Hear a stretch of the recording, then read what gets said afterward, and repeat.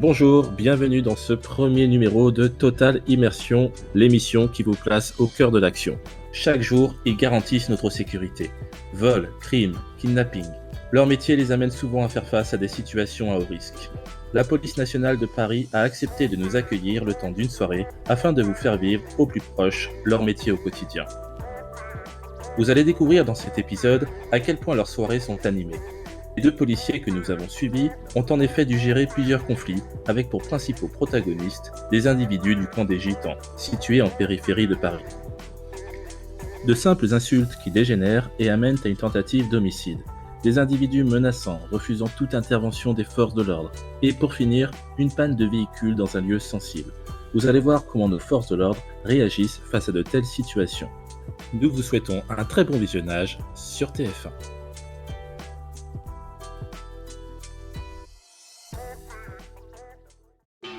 Chaque jour, ils sont sollicités. Ce soir, comme tous les autres soirs, deux membres de la police nationale prennent leur service dans un contexte tendu. Un appel radio fait état d'une altercation entre deux individus sur le parking de l'enseigne Noroto. C'est bien pris. Bon, il y a un fou, c'est une bagarre, il est... Après quelques minutes, l'individu finit par reprendre ses esprits. Je me suis fait écraser. D'accord. Des douleurs en particulier, monsieur, ou Un peu partout. Je me suis fait écraser D'accord. par un gars que je connais en plus. Ah. Ok, vous pouvez vous asseoir, on va vous ausculter. Vas-y. Comment? Vous pouvez vous asseoir, on va vous Asseyez-vous, ausculter. on va... Vous avez des souvenirs de ce qui s'est passé, monsieur? Je sais même qui c'est qui a fait ça. Il dit alors aux policiers avoir reçu des insultes de la part d'une personne qu'il prétend connaître.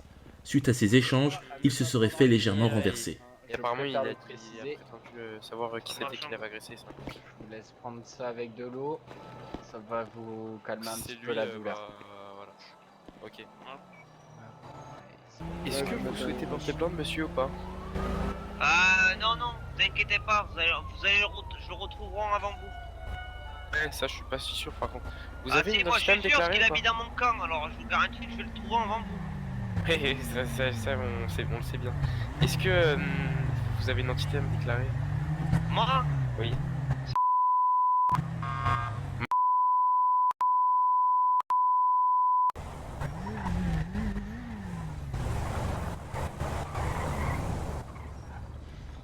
Ok, pas de soucis. Bah, c'est tout pour moi, si vous pouvez le Ok, prendre. très bien. Ouais. Voilà. On va vous aider à vous allonger, monsieur. À ce moment-là, les policiers ne savent pas encore ce qui les attend. En effet, ils passeront une bonne partie de leur soirée en compagnie de certains individus résidant au camp des Gitans.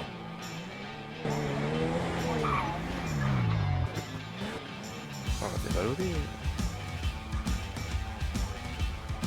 Alors, il y a toute la police. Ouais, on va faire une dispatch là, hein. Je voulais juste voir. La blessée. Ouais, oh, tiens, C'est pas la peine T'es pour un sérieux soir. ouais, Donc tu peux me rappeler? À peine arrivés au camp, les policiers reçoivent un appel radio faisant état de coups de feu. contrôle là. Ah, il y a des coups de feu, on se Partez casse. dessus, partez dessus. Vas-y, Je- go. Transmettez.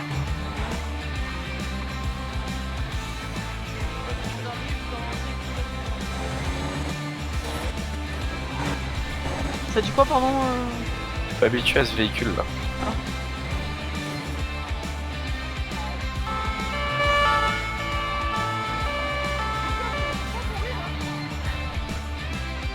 Lorsqu'ils arrivent sur place, les policiers découvrent que les auteurs des tirs ne sont plus présents.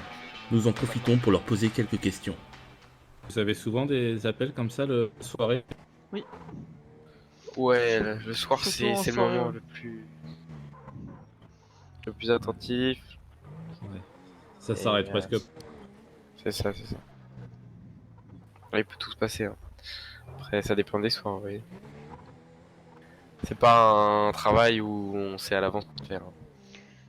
C'est ça qu'il y a de bien. C'est on fait ce qu'on doit faire, quoi. On fait ce qu'on a à faire. Donc, un jour ça peut être très bien plein de choses et le lendemain simplement une patrouille. Une fois lors d'un braquage de banque, en plein milieu de l'autoroute. Déjà, c'est dangereux à cet endroit-là.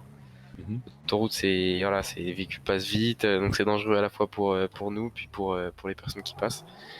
Ils savent pas forcément qu'il y a des braquages, donc ça peut surprendre. Et puis le braquage, il s'est mal terminé forcément, donc voilà, ça peut arriver, mais les braqueurs ont ouvert le feu et puis forcément, on a dû riposter. Et voilà, donc ils ont été, oui, et blessés. Donc voilà, donc l'otage a réussi à s'en sortir sain et sauf. Mais c'était dur parce que autant vous dire, il a failli passer. Voilà, donc c'est compliqué. Mais après, on peut toujours culpabiliser et se dire d'où provient l'erreur, d'où provient la faute. Mais bon, faut essayer de se dire que c'est pas à cause de nous, quoi. La première fois que vous avez vu une personne décédée, ça devait être quand même assez bouleversant, même si c'est votre métier. Bah, c'est toujours choquant de toute façon, même pas que la première fois, même à chaque fois qu'on en voit une. Ça fait quand même quelque chose, quoi. Vous dites, soit elle est décédée, ou soit c'est même vous qui lui avez ôté la vie. Donc, ôter la vie d'une personne, ça reste compliqué. Même si celle-ci, vous voyez, a fait des crimes et multirécidivistes, vous voyez, c'est pas si simple. On peut pas se dire, ah oui, elle l'a mérité. Non, ça fonctionne pas comme ça, malheureusement. Oui, bien sûr. C'est pas parce que elle a commis des crimes ou des délits qu'on a le droit de lui ôter la vie, quoi. Quelques instants plus tard, la police est de nouveau appelée au camp des Gitans.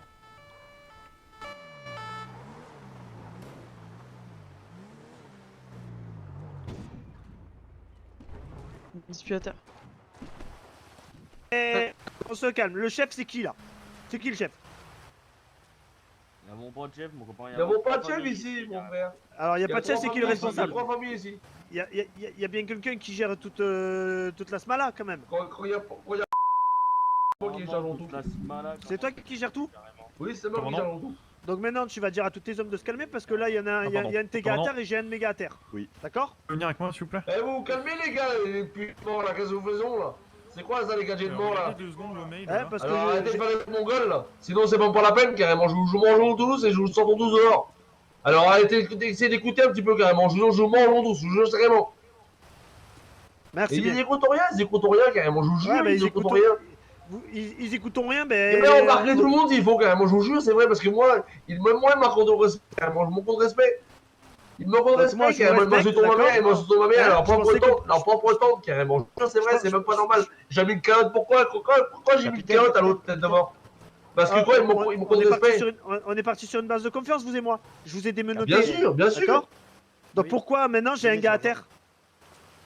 Mais je sais pas, c'est des mongols, et c'est des petits neveux ça, c'est des petits neveux, c'est des petites morts, c'est des petites merdes.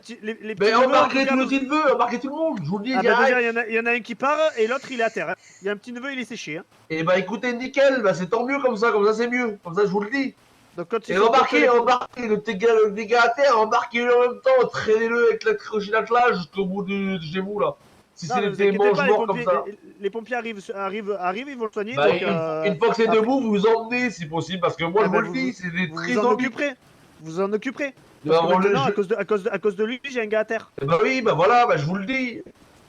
Donc mes collègues l'ont maîtrisé. Eh mon copain qui est partant là-bas là. Avec ton t-shirt noir là. C'est qui? C'est qui toi le guignol? Maintenant vous me calmez tout le monde parce que sinon je calme pas mes gars moi. C'est qui guignol? Donc vous me calmez tout le monde, je calme mes gars, ok? Oui, pas de problème mon copain, pas de problème, mais bien sûr, mais avec moi y a pas de problème. Donc à toutes les unités présentes au camp de Gitan. Viens mon Paco, viens mon Paco. On détend la. Oui, pas de problème. Les tinveux là, les tinveux. Eh, c'est pas les cousins, c'est les tinveux, ça s'appelle les tinveux ça. Ils font n'importe quoi. Ils sont dépressifs. Monsieur, calmez-vous, là c'est bon, tout est dans l'ordre. Les fauteurs de troubles ils sont à terre, donc y a plus personne qui merci en tout cas, et embarquez-les tous s'il vous faut. Hein. Du coup, tout s'est réglé, la situation s'est calmée. Ceux qui devaient être embarqués, il me semble, se sont fait embarquer. D'accord. Et voilà, les autres qui ont rien fait, bah ils sont restés. Bon, ça avait l'air un peu tendu quand même. Avec le camp des Gitans, c'est ça? Oui, voilà, c'est ça. parfois il y a des tensions peuvent vite se créer. Hein. Pendant notre échange, une Mercedes noire effectue une manœuvre dangereuse sur la route. Les policiers l'interpellent immédiatement.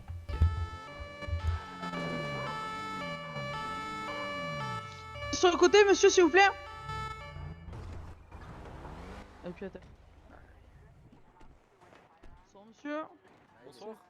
Et bonsoir. Peut-être pour la ligne blanche. Vous avez tous vos points sur votre... Pour le coup, il me semble que c'était vous qui m'aviez retiré 3 points. Le quotidien de la police nationale, c'est aussi d'avoir affaire avec des individus parfois trop curieux. On vous en a pas enlevé entre temps? De gêner une opération de police. Attendez, parce que j'entends pas avec. Si je veux, je vous embarque, je vous emmène au poste. Alors, votre ami, votre frère, je sais pas. Votre frère là, lui il va repartir. Par contre, moi si je veux, je vous embarque. Vous voyez la différence? Donc, on vous demande de circuler gentiment, ça sert à rien de venir chercher des problèmes. Bah, si vous êtes coopérant, retournez dans votre voiture. Bah non, mais si je suis stationné, il y a bien une raison. C'est laquelle?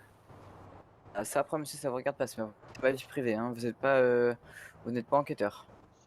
Ah, dans ce cas-là, si vous voulez pas me dire la Au raison... revoir, merci, on vous souhaite une bonne journée. Allez, au revoir. Vous avez vu comment on parle d'un agent de police? Vous m'entendez? C'est comme ça qu'on les donc. Ah voilà, excusez-moi, dites-moi. Ça aussi c'est quotidien, les individus récalcitrants, hein. Ça arrive très souvent, qui veulent chercher des problèmes pour se mettre en avant et faire les intéressants. Mais bon, après on est habitué, vous voyez. Présent sur les lieux, le commissaire Shelburne, visiblement circonspect, demande aux policiers un éclairage de la situation. Attends, laisse-moi deviner. Attends.